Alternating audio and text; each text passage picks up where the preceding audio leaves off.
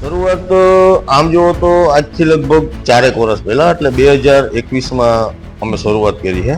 Gift gallery ખોલવાનો વિચાર કઈ રીતે? કે એક પણ કોમેન્ટ એવી નથી આવી કે જેને મારે હાઈડ કરવી પડી હોય, જેને મારે ડિલીટ કરવી પડી હોય. તો કે અનમોલ મોતી ગુજરાતના એવું રાખો તો મેં કીધું ડર. આપનું એક સૂત્ર છે આપના યુટ્યુબ પર મેન્શન કરેલું કે મહેનત તમે કરો, સ્ટેજ અમે આપશું. જી, તે બાબતે આપ થોડું જણાવો. ટેકનોલોજીમાં મને કાંઈ ખબર નથી પડતા, એડિટિંગ કે મને થંબનેલ બનાવતા નથી આવડતું. ત્યાં લગીમાં આપણે 400+ વિડીયોઝ બનાવ્યા જી, છે, જી, ગામડે ગામડે પણ ફર્યા છે. જી. રાતે 1:30 વાગ્યા સુધી પોરબંદરમાં પોતાની લારી ફેરવે છે. દાદાનો એક રીલ આપનું જોયેલો હતો કે જેમાં દાદાને તમે સાયકલ અપાવી છે. તો અત્યારના સમયમાં સોશિયલ મીડિયાથી વિશેષ તમારી વાતો પહોંચાડવાનો, તમારી ભાવનાઓ પહોંચાડવાનો બીજો કોઈ માધ્યમ છે. તમારો જીવનનો ગોલ શું હાસિલ કરવા માંગો? એમાં ક્યાંય કોઈ એવું હોય તો ભૂલ ચૂક સુધારવાની, જે કંઈ પણ કામ છે ત્યાં માણસ સંભાળે છે.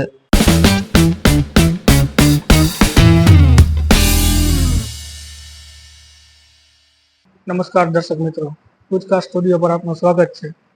આપણે જે નવા સેલિબ્રિટીને આપણા પોડકાસ્ટ પર આમંત્રિત કરતા હોય છે, તેવામાં આજ પોરબંદરના ખ્યાતનામ યુટ્યુબર આપણી સમક્ષ હાજર છે, અનમોલ મોતી ગુજરાત, કે જે યુટ્યુબ ચેનલના ઓનર શ્રી અમીરભાઈ ઓળેદરાનું આપણે ખૂબ ખૂબ સ્વાગત કરીએ આપણી ચેનલ પર. અમીરભાઈ, ખૂબ ખૂબ સ્વાગત છે આપનું ચેનલ. ભાઈ, ખૂબ ખૂબ સ્વાગત છે તમારું. અમીરભાઈ, તમે અમારા આમંત્રણને માન આપીને પ્રથમ તો આવ્યા, વ્યસ્તતા વચ્ચે, તે બદલ આભાર. દીપકભાઈ, સૌથી પહેલા તો હું તમારો આભાર માનીશ કે અમને અમારી વાતો કરવાનો, જે કાંઈ પણ અમારો અનુભવો છે તે તમારા દર્શકો અને અમારા દર્શકો સુધી પહોંચાડવાનો મોકો આપ્યો. ધન્યવાદ અમીરભાઈ. આમ તો અમારા માટે આ સવાલ કોમન હોય છે, બધા જ યુટ્યુબરને પૂછતા હોય છે. શરૂઆત આપની ક્યાંથી થઈ? જી, ત્યાંથી જ આપણે શરૂઆત કરીએ પ્રશ્નની. શરૂઆત તો આમ જુઓ તો આજથી લગભગ 4 વર્ષ પહેલા એટલે 2021માં અમે શરૂઆત કરી છે. અને નાનકડા ગામડામાં રહું છું.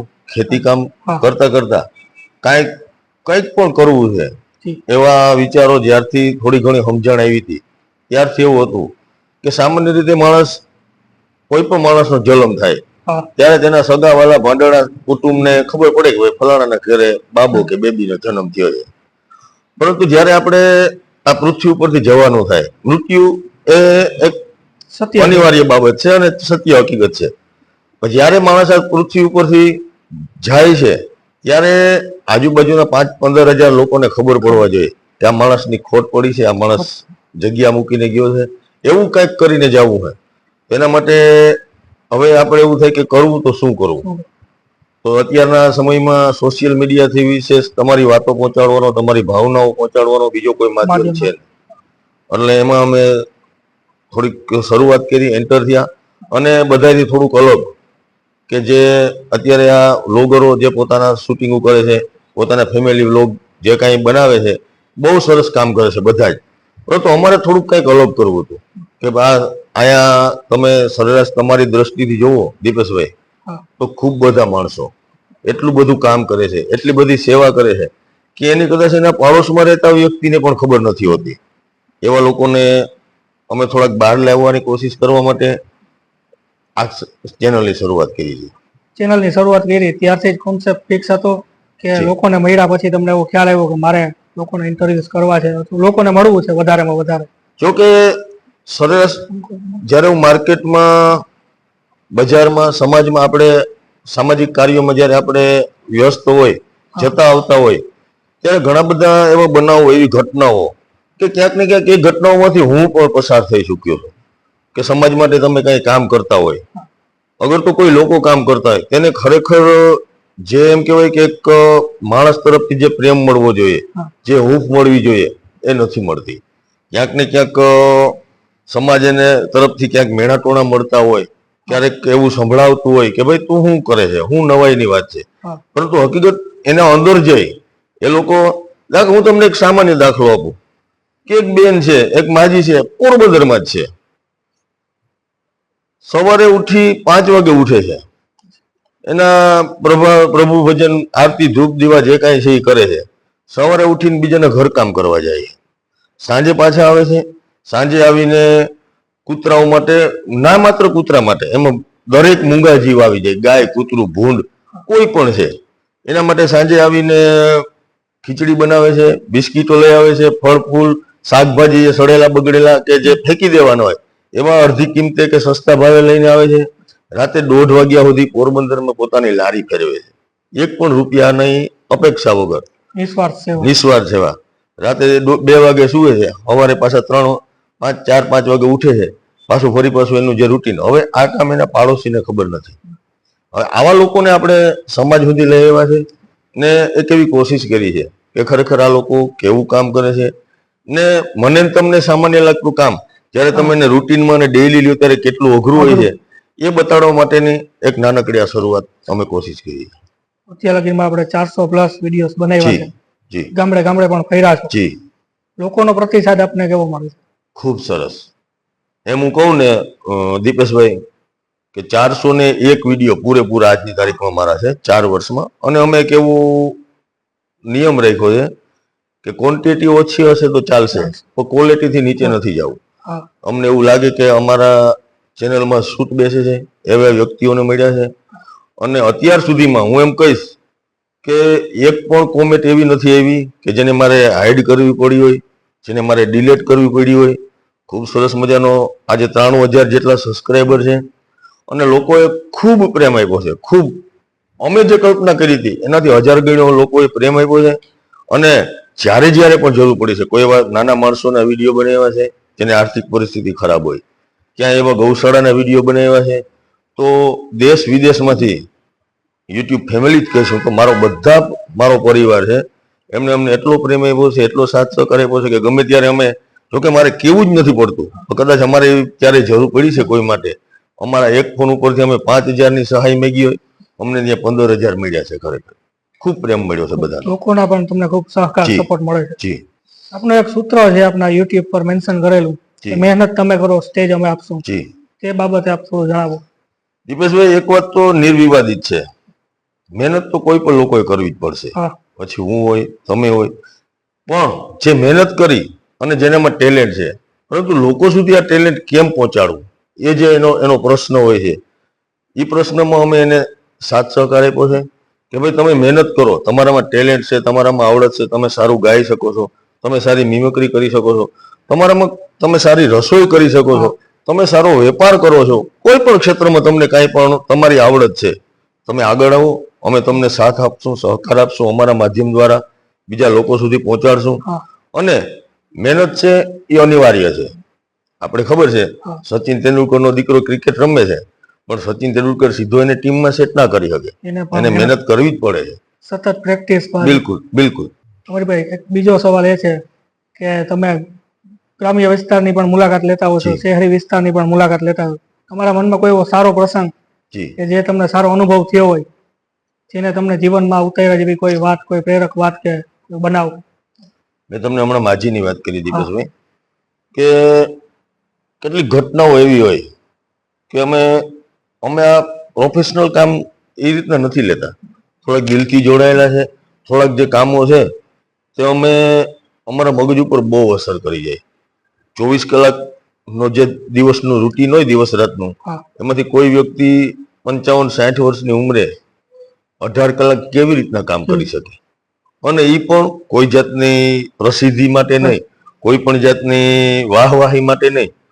એને વિડીયો શું છે એને ખબર નથી, સોશિયલ મીડિયા શું છે એને ખબર નથી. અમે એના ઘરે જઈએ છે તો એને સંતાનોમાં કાંઈ નથી, બે પોતે પતિ પત્ની બે છે, એના ઘરમાં એના સોફા ઉપર એના આખા ઓલામાં કૂતરા જ બેઠા હોય, અને એની હારે જ એમનું જીવન, એના સંતાનો જ એને એમાં દેખાણા છે. એને અમારા મગજમાંથી એક અઠવાડિયું આ ઘૂમ છે ને એ નથી જતી કે માણસ કેમ કરી શકે. અમે ખંભાળિયા આરાધનાધામ જે જૈન લોકોનું જે તીર્થ સ્થાન છે ત્યાં અમે વિડીયો બનાવ્યો.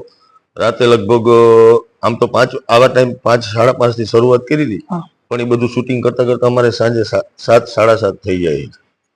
એ જૈન માતાજીઓ જે છે, આપણે આવો જ હોલ છે, ત્યાં પંખો નથી, લાઇટ નથી, એ જ પોઝિશનમાં એમણે હારે સુઈ રહેવાનું છે, રાતના જે કઈ ક્રમ હોય કરવાના છે. અને આપણને એમ થાય કે માણસ આજે પણ કેટલું બધું છોડી શકે છે. આપણાથી એક આપણી પથારી બદલે, અગર તો આપણું ઓશીકું બદલે તો માણસ 80% લોકો એવા છે કે જેને ઊંઘ નથી આવતી. પરંતુ આવા દ્રશ્યો જોયા પછી આપણને થાય કે છોડવા વાળાએ ઘણું બધું છોડ્યું છે ખરેખર. એક પલમાં પણ છોડી જી, દીધું છે. બિલકુલ બિલકુલ. દાદાનો એક રીલ આપનું જોયેલો હતો કે જેમાં દાદાને તમે સાયકલ અપાવી છે. જી, એ ઘટના શું હતી દાદાને સાયકલની? બહુ આનંદ આવે છે દીપેશભાઈ. આવા દ્રશ્યો જ્યારે જ્યારે જોયા છે ને ત્યારે અમારી જે મહેનત છે, અમારી જે દોડાદોડી છે, એમ થાય કે સાર્થક થાય છે.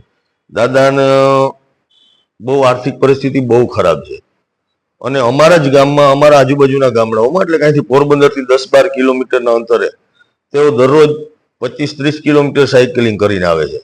હારે એક પેટી છે, એમાં આપણે જે આ રસની જે વસ્તુ, જે કઈ આઈટમો આવે, ટૂંકમાં લાઈન છે, ફુવારા છે, એવું કોઈ પણ છે, એ તૂટી ગયા હોય તો એને હાંધી એમનું ગુજરાન ચલાવે છે. અમને એવું થયું કે એક વખત દાદાને લોકો સુધી પહોંચાડવા છે કે માણસ અત્યારે જુવાન માણસો પણ ભીખ માંગે છે, બીજાના પૈસે તગારધીના કરે છે, એમ કહી શકાય. પણ આની હજી પોતાની મહેનત નથી મૂકી અને મહેનત કરી અને પોતાના પરિવારનું ગુજરાન ચલાવે છે. અમે એક એનો વિડીયો બનાવીએ છીએ અને વિડીયો એટલો વાયરલ થાય છે કે લોકો, અમે પછી કીધું કે હવે દાદાને અત્યારે જરૂર નથી, એટલા પૈસા આવે છે, કોઈ એના માટે કપડાં મોકલાવે છે. અમે ઘણા બધા એના વિડીયો છે. કોઈ જમણવાર રસોઈની આખી કીટ, ઘઉં, બાજરો, ચોખા, આ તે, જેટલું દાદાને જોઈએ એટલું ભરાવી દે છે. એક અમારા વડીલ છે, તેમણે સાયકલના પૈસા મોકલ્યા, અમે એમને સાયકલ અપાવી. અમે માત્ર નિમિત્ત બન્યા છે, પરંતુ અમને ખુશી એ વાતની છે કે અમે જે કંઈ કર્યું છે એમાંથી ક્યાંક ને ક્યાંક અમે મદદરૂપ થઈ શક્યા છે. કોન્ટેન્ટની સાથે સાથે સેવા પણ બિલકુલ બિલકul બિલકુલ. શોપ પણ ચલાવીએ છીએ, જી, ગિફ્ટ ગેલેરી. જી, સાથે સાથે કન્ટેન્ટ પણ મૂકો છો. જી. ગિફ્ટ ગેલેરી ખોલવાનો વિચાર કઈ રીતે આવ્યો? મેં કીધું ને, અને એમાં પણ ખાસિયત છે, તમે જે જી ભગવાનની મૂર્તિઓ વેચો છો. મારે થોડુંક બેકગ્રાઉન્ડમાં જવું છે. મારે જે વાત કરવા જઈ રહ્યો છું ને એ વાતમાં, મારી ચેનલની શરૂઆત અમે કરવા જઈએ છેલ્લા લગભગ 2 વર્ષથી હું વાતો કરું છું. આપણે આ મિત્રો બધા હારે બેઠા હોય કે મારે આ રીતના ચેનલ કંઈક કરવું છે, આ રીતના મારે લોકો સુધી જવું છે. કારણ કે મને ખબર છે કે લોકોએ પોતાના કામ મૂકીને સમાજ માટે કંઈ કર્યું છે તો સમાજ છેલ્લે પાછું એને ક્યાંક ને ક્યાંક અપમાનિત થવું પડે છે, ક્યાંક ને ક્યાંક એવી પરિસ્થિતિમાં મુકાવવું પડે છે કે એનું ઘર ને સમાજનું બેયનું બગડે. તો મારા ભાઈની જ દીકરી છે, મારી ભત્રીજી છે, અમે બે કાકો દીકરી આવી ચર્ચા કરીએ છીએ.